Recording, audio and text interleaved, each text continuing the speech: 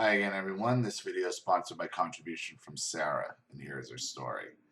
Hi, Ollie. Thanks for reading my last letter. It was really appreciated. Thank you for everything you do. I consider this a form of alternative counseling in a way. I apologize if this letter is a little all over the place. I wrote this while at work. So I figured I would give you some more backstory to fill any gaps there may have been from my last letter. To remind you, my mother is the one that bought my ex-husband a house and also raised my rent for allowing my oldest two kids' father back into their lives. I have four kids. The oldest two share the same father. My other two do not have the same father. I realize I'm really putting myself out there by giving this information, as it's highly looked down on, but however, it remains a fact. I have had the most absolute worst luck with men relationship wise, and my decision making with men is very poor. Or should I say it was. I am now with an amazing person, which is a blessing in itself. Anyhow, as a child, my mother was very belittling towards me and just downright mean. She would make fun of me for the color of my skin or the color of my hair. She would say things like, "Ha ha, look at Sarah's skin color," while holding her arm up next to mine. "She's so pale and white. I bet you wish you could tan like the rest of us." I was born redheaded and very pale. I don't tan. My mother loves to tell the story about the time I was born, and the nurse said to her, "Oh my God, your baby has the most beautiful red hair I've ever seen." My mom yelled, "What? My baby does not have red hair." And she loves to laugh when telling the story at how scared the nurse was to bring me back to her from the nursery, since she had supposedly told the nurse she had better not bring back a baby with ugly red hair. My hair turned blonde by the time I was 2. My mom says thank God for that, because I don't want some ugly redheaded stepchild. But having blonde hair wasn't much better either, because she constantly teased me about how stupid or dumb I was and said it was because of my blonde hair. To this day, blonde jokes are really annoying, but I don't show my annoyance since most people wouldn't understand. I hated my skin color and my hair for the most of my childhood. I would cut my arms enough to draw blood so that they would scab up. The scabs were darker than my skin color, but would eventually turn into scars that weren't very visible. I stopped cutting my arms when I realized what I was doing was stupid. I also figured I had better stop before my mom caught me. It wasn't until one day I had enough of her making fun of my skin I told her she was just jealous because back when there was slavery, she would have been considered a slave, where I would not have been, since slaves were tanned from being in the sun working all day. Sorry if this was racist, but it was the only thing I had to fight back with at the time. She hasn't made fun of my skin color since. I always felt as if I were punished for being a girl. I hated being a girl. Not that I wanted to be a boy, because I am very much a girl. However, the treatment I got is what made me despise being a female. I was not allowed to do anything. My older brother was allowed to do whatever he wanted. I was always told something along the lines of, well, he's a boy, so he isn't required to have a curfew. He's a boy, so he's allowed to have girlfriends. He's a boy, so he can go places with his friends, etc. If I wanted to do something, I was told, no, you're a girl. You aren't allowed to have boyfriends, and if you go anywhere, you better be home by 9 p.m. For each minute you are late, it is a day you will be grounded. So 5 minutes late meant I was grounded for 5 days, etc. I remember telling my mother that if I ever had a daughter, I would never treat her the way I was being treated. She would say that I would one day change my mind about that. And if I ever had a son, I would understand why he was more important, that I would love him more than I could ever love my daughter. When she said those things, it never struck me as wrong to say. I really believed I held zero value for being born a female, and that's just the way the world worked. When I turned 15, I was told I was old enough to get a job if I wanted clothes or shoes, that I needed to buy these things myself. My mom would still buy my shampoo and other necessary things, but kept it minimal. I got a job at Kroger stocking groceries. Mom made me save 15% of my checks for college and the rest for my future car. When I turned 16, I bought my first car with her as the co-signer, a 2002 Chevy Cavalier. I had to pay for my car, gas, and insurance. She made me feel as if I was incredibly responsible for doing this, and I would pride myself off of it. The only thing that bothered me was the fact that she gave my brother his first truck, paid his insurance, would pay for one tank of gas per week to get to school and back. She said he wasn't nearly as irresponsible as I was because he was the firstborn. He was entitled to it. I accepted this as females just had to be more responsible, and I never questioned it. Even as a child, I can remember hating the dentist, not because of the process of going to the dentist, but because if I ever had cavities, I had to pay for them myself. It wasn't as if I never brushed my teeth because I did. I just have weak teeth. Of course, as a kid, I didn't have a job, but my mom would start a tab over what I owed her. It would be taken from my allowance. My brother never had to pay for his cavities, though. When I turned 17, I met my first love. Funny, right? 17 and love doesn't really go together. Any which way, he gave me the attention I never really had. He told me he loved me, and that's all it took. He wrapped me around his little manipulative finger in no time. I bet I don't even have to tell you that my parents instantly hated him. They would say it was because he was not white, he is Hispanic. I know the reason was because they knew he would take me away from them. Mom tried her hardest to ban me from him. One day when I had gotten home from school, she was waiting by the door with a suitcase of my clothes and told me to stay in the car, that I was moving to Oklahoma with my aunt. And my aunt didn't even know. An aunt I didn't even know. I feel like crying right now. Just remember how scared I was at the time. She told me I was not allowed to say goodbye to many of my high school friends or goodbye to my boyfriend. I just had to leave without ever knowing what happened to me. She told me she would miss me, but that she had to protect me from my boyfriend. This is like very similar to the shit I went through. This is bullying under the blanket of love. This is just your mother looking for any way to possibly bully and control you under the guise of love, making you better. It's about controlling your money with the cars and the clothes and the jobs. It's the same shit my family did to me. And they bully you under the guise of this is for your best interest out of love because you don't know any better. My mom drove me 4 hours away to Oklahoma and stayed the night there with me. The following morning, I was enrolled in school and I didn't know a single person. I was devastated that my boyfriend had no clue that I was forced to move, and I wondered what was going through his mind. The guilt was unbearable to me. My aunt and uncle were instructed not to allow me to use the house phone to prevent me from calling them. One day I opened up to a girl in my class about why I had to move there and that my boyfriend who I wasn't allowed to tell. She told me to write him a letter and that she would mail it to him to let him know that he could write me back and have it sent to her house. I did, and he wrote me back. He gave me some calling cards so I can call him from the payphones at school during my lunch to talk to him. Well, needless to say, my cousins went to that school and found out and told my aunt, who told my parents. That whole ordeal was awful. My uncle, who was a cop at the time, got in my face and told me he would throw my ass in jail for the rest of his life for this. I believed him. I remember running to the room I was staying in, hiding in the closet, and cried the rest of the night. I truly believed I was going to prison. The following morning, my dad showed up to take me back home. My aunt apparently thought I was too much to handle, an out of control future criminal.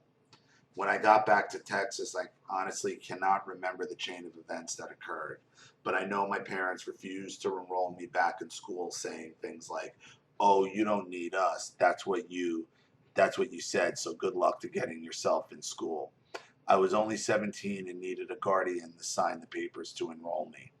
I told my mom I would call the cops and tell them she won't put me in school if she did not enroll me. Good move. Because when you finally call their bluff, they got a problem. It's like your uncle, the cop. If you would have called his fucking bluff, he'd have a problem. My dad finally went and signed me up. Not long after this, I ended up getting pregnant with the twins. My mom kicked me out. She threw everything I owned into the front yard and told me to get out. She told me I disgusted her and that she couldn't even bear to look at me. I tried to hug her and tell her I was sorry, but she pushed my arm away and told me she doesn't touch Phil. She also took my car away that I had paid for with my own hard-earned money. So here I am, 17, kicked out of the house with no car to drive. That's what my parents, they used to love to take my car away, even though I paid for it. I paid the insurance, the registration, until my father tried to disable it. And I called the cops. The cops said, you better put that back together because he can have you arrested. Then you should have done the same thing. She even went as far as giving my car to my older brother to drive around, since it was just sitting there. Mike, I hope you've cut your brother, all of them, out of your life, because your brother's a piece of shit. Just like my brother would have done. Just like I had to work for everything, he got everything handed to him. Everything. Cars, money, gas, didn't have to work, none of it. My car, she told me that because she was the co-signer, she had the right to take my car away. No, she doesn't. I was very naive and didn't know any better at all. My boyfriend at the time let me move in with him. Things weren't what I expected either. Not too long into my pregnancy, he told me he had been cheating on me. Shocked and unable to accept this reality, I tried to kill myself. I don't remember much from that other than him calling my mom and was crying because I had slit my wrists and there was blood everywhere. She told him to call the ambulance, but he wouldn't because he was too scared. The next thing I know, she's at the front door of our apartment, and she and my boyfriend carry me to her car. I don't remember the car ride or any of the conversation that may have occurred, but what I remember next was sitting in a hospital room with doctors and nurses coming in and out. I snapped and was screaming to my mom about my future murder plans of killing this girl that he cheated on me with. I had no clue I was sitting in a mental hospital while screaming these things. Well, I'm sure I don't have to even tell you that I was committed. This was one of the most torturous things I have ever been through. I eventually got out of the mental hospital and went back to the boyfriend. After all, I was 17 and pregnant with twins and wanted to make it work. I had the babies and got married to the boyfriend when I turned 18. My mother still hated him. She hated him so much, she made me promise to me that she would make it her life goal to make sure he disappeared out of my life forever. Well, when the babies were 4 months old, my little sister was calling me, begging me to let her stay the night at my apartment. She said she wanted to see the babies and hang out with me. She was 12 years old at the time. I really should have known this was all a setup, but I didn't, and I agreed to letting her stay the night. The following morning, while I was at work, which happened to be IHOP, my mom came barging into the restaurant. She was raging, angry, and I didn't know why. All I remember was her screaming at me, "This is all your fault. You allowed this. You, where were you?"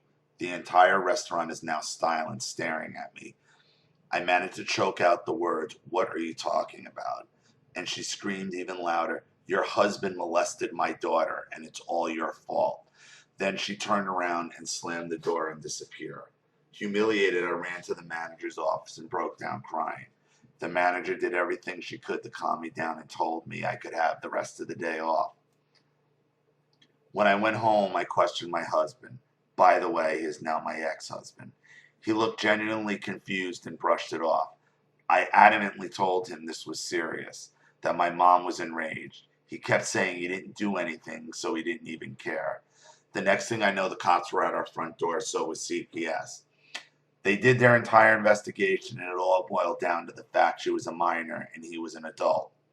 They said they caught my sister in multiple lies and that her story kept changing, but because she was a minor it was a policy that they had no choice to file charges.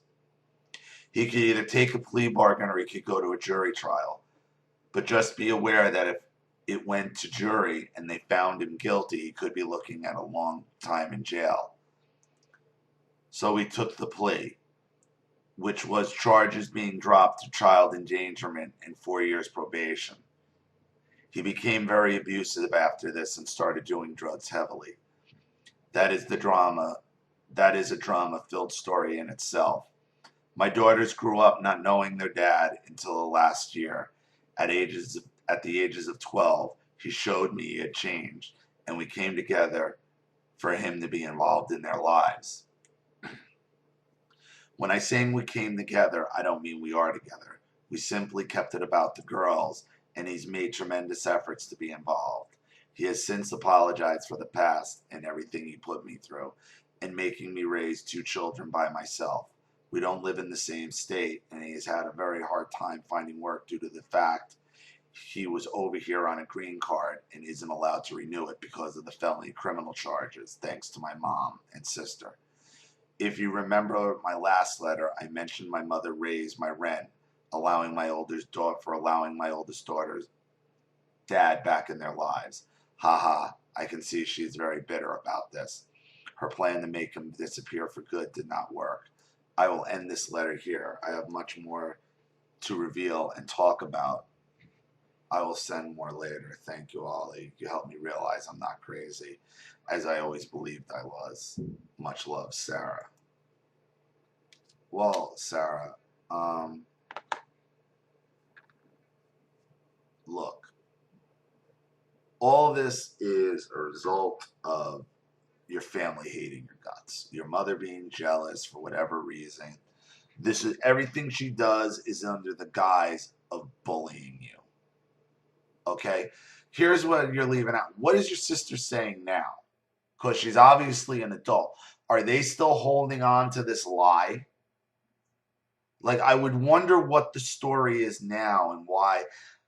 If the police caught her in all these lies, then I don't understand how they charged the guy. I don't. It's real confusing to me there. I don't understand how they charge the guy. I mean, I understand people get caught up in plea deals, but if she's underage and he don't even know what she's talking about, and you're saying the police caught her and they charged him anyway. I don't know. Like, what is the story? What does your sister say now? Do you still talk to her? I would be interested. I would be interested to know. As far as all this stuff, you're on this pattern of thinking because your mother love bullied you into thinking everything you're doing is wrong. So every time you're punished, you think it's for some kind of, you need to be corrected. It's for something you did, and it's not. They look for things to fuck you over with. They set you up for you to fail. So they can pounce and they can control you. Just like your mother took your car away, that's why your mother has you living in a house she's paying for. It's the same thing you've been dealing with. It's the same thing. I would question. I would try to talk to a lawyer for your ex-husband. Talk about having this expunged, exposing it, turning around, suing them. Make their lives a little difficult. I don't know. Because the whole thing is really, really bizarre. Because she's just going to continue to bully you for the rest of your life if you don't get out and get out quick. So thank you for your letter. Thank you for your contribution. I hope this helps. Thank you to everybody watching. Please leave any opinions or advice in the comment section below. And again, if you want your story read on the channel, you have a topic you'd like me to cover, a narcissist you'd like to expose, or you'd like to set up a Skype chat, have a private video or phone call, you know what to do with the PayPal and email links in the description box. I'll have the video right back to you. And remember to please like and subscribe to the channel and to click the bell to receive all notifications on my videos. Thanks again, everybody. See you all again soon. Bye.